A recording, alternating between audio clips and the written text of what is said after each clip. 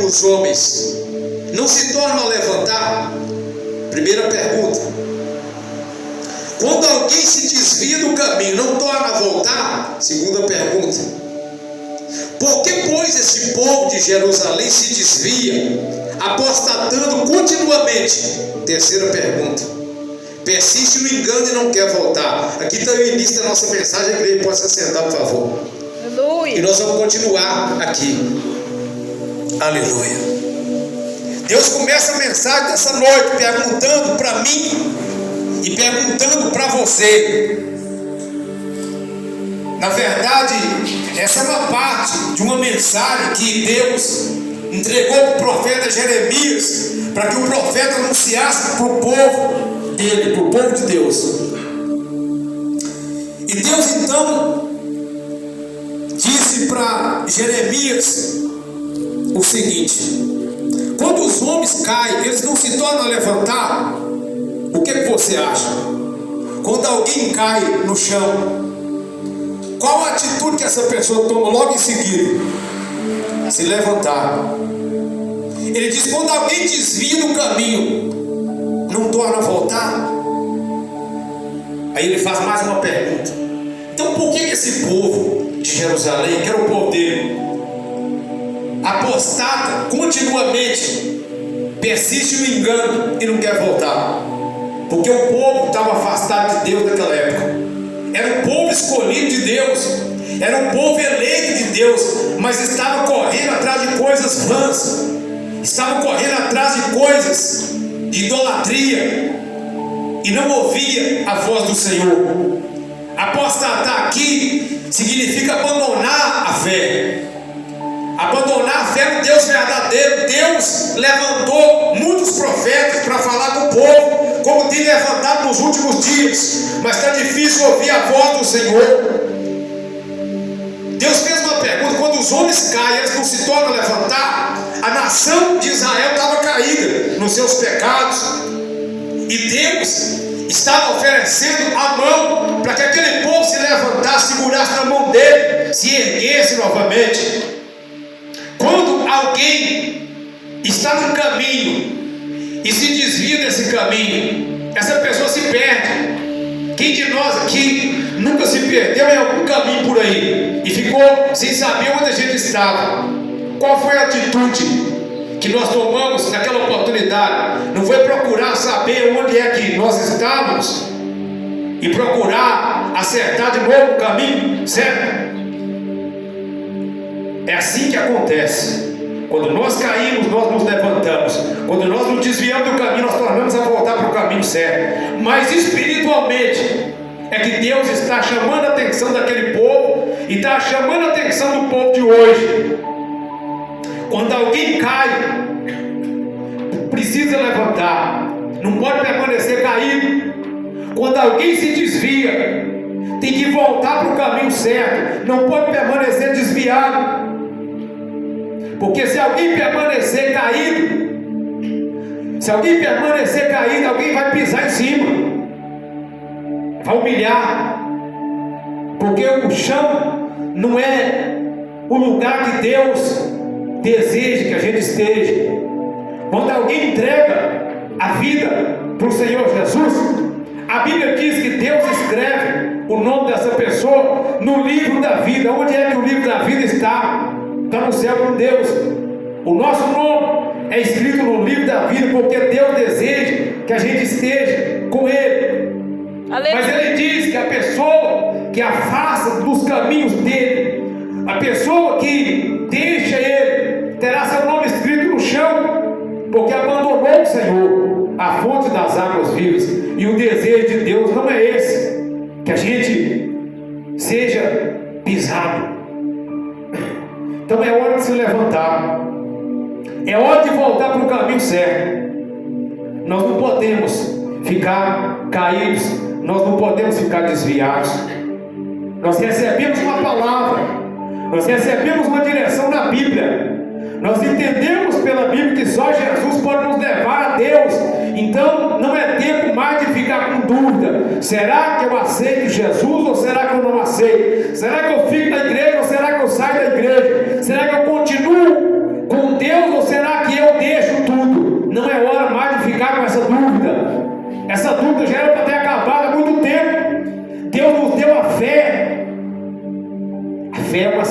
certeza. Nós temos a certeza de que esse é o caminho certo. Aleluia.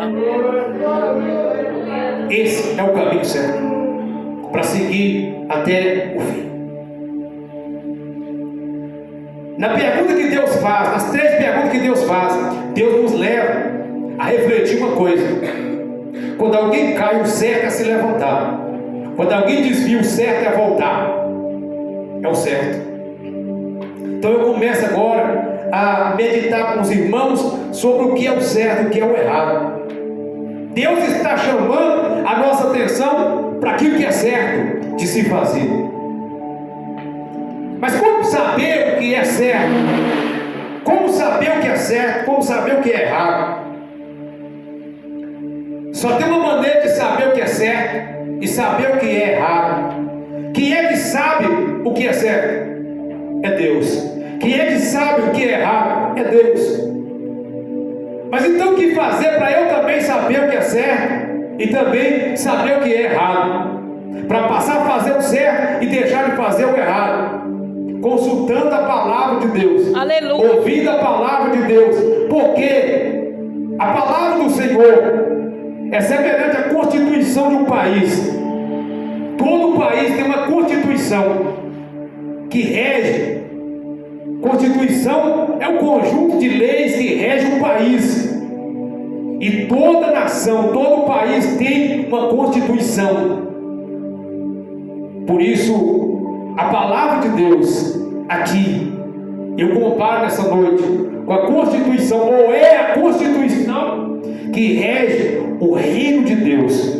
O reino de Deus, ele é regido e administrado pelos conjuntos de leis estabelecidos na palavra de Deus. A palavra de Deus é que vai dizer para mim, para você e para todos nós o que é o certo, o que é o errado. É na palavra de Deus que nós ficamos sabendo o que é certo, o que é errado, para tomarmos as decisões certas e para deixarmos o que é errado. É na palavra de Deus. Não é através do conselho do ímpio, não é através da experiência de uma pessoa que já viveu muito, não, é através da palavra de quem sabe, é através da palavra de quem fez todas as coisas, através da Bíblia. A Bíblia Sagrada é a constituição do reino de Deus. Presta atenção. O que acontece, irmãos, quando alguém desobedece às leis de um país? O que acontece quando alguém desobedece à constituição do seu país? Essa pessoa é levada a julgamento e de certa forma essa pessoa é punida por isso, por desobedecer alguma lei que está na Constituição Federal. É isso que acontece ou não é? Quando alguém desobedece a lei ou as leis ou alguma das leis, essa pessoa tem que ser levada a julgamento para que ela responda pelos seus atos. É ou não é? Verdade. A lei é problema para quem obedece ou para quem desobedece? A lei nunca foi problema para quem obedece. A lei é problema para aquele que desobedece. Assim também a palavra. Assim também a palavra de Deus. A palavra de Deus não vai ser problema para quem obedecer a ela. A palavra de Deus vai ser problema para quem desobedecer. Por quê? Porque a palavra de Deus, ela é como uma espada, ou ela é a espada do Espírito. Nós devemos fazer acordo com Deus, conhecendo a palavra e obedecendo a palavra, para nós sermos abençoados pela palavra e aprovados pelo Deus da palavra. Quem quer ser abençoado pelo Deus da palavra? Aleluia, Deus. Todo mundo quer ser abençoado pelo Deus da palavra? Amém. Então deixe a palavra de Deus reger, administrar todos os seus caminhos, governar toda a sua vida. Aí você será abençoado Glória a por Deus. Deus. Amém? Amém. Na Constituição existem direitos e deveres. Na Constituição, nas Constituições existem direitos e deveres. Na Constituição do Reino de Deus, que é a palavra, que é a Bíblia, também existe direitos e deveres que nós devemos conhecer aqui na Bíblia. Existem vários deveres e vários direitos que nós temos. Nós temos o direito de sermos abençoados pelas promessas de Deus. Alguém aqui sabe dizer quantas promessas que Deus fez para nós aqui na Bíblia? Alguém saberia dizer exatamente quantas promessas que tem aqui? Existem milhares de promessas na Bíblia que precisam ser conhecidas por nós para cumprir na minha vida e na sua vida. Qual dia que Deus fez uma promessa e não cumpriu essa promessa?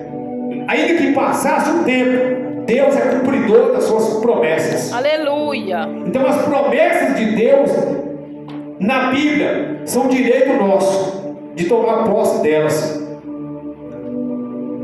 Os mandamentos na Bíblia são deveres que nós precisamos obedecer. E nós entendemos pela palavra que o direito e os deveres, eles estão juntos na palavra. Estão juntos na palavra. Não tem como separar um dos outros, porque está na mesma Constituição. Presta atenção. O Salmo 91, por exemplo, é um salmo abençoado, não é?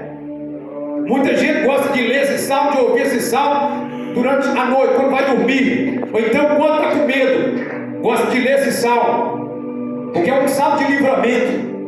É um salmo de livramento. Mas lá no começo do salmo está escrito o quê? Aquele que habita no esconderijo do Altíssimo, à sombra do Onipotente descansará. Aleluia. Todo o resto do salmo tem promessas que nos dão descanso, que nos dão livramento. Mas tem que habitar no esconderijo do Altíssimo. É um dever nosso estar na presença de Deus, para sermos abençoados com os benefícios do salmo. E assim por diante. Salmo 23 é outro salmo. Primeiro Salmo 91, segundo Salmo 23, não é? Em primeiro lugar está o Salmo 91, em segundo lugar está o Salmo 23. A gente vê aí por todo lado isso aí, não é? É ou não é? Verdade. Salmo 91 está em primeiro lugar, 23 está em segundo. Os dois estão juntos. Estou falando assim na forma das pessoas veem os salmos. O Salmo 23 também é um salmo que revela para nós também a bondade de Deus, os benefícios de Deus na vida daquele que o Senhor é pastor dele. O salmo vai dizer: o Senhor é o meu pastor e nada me faltará. Não é assim? Amém. O Senhor é o meu pastor e nada me faltará. Qual é o dever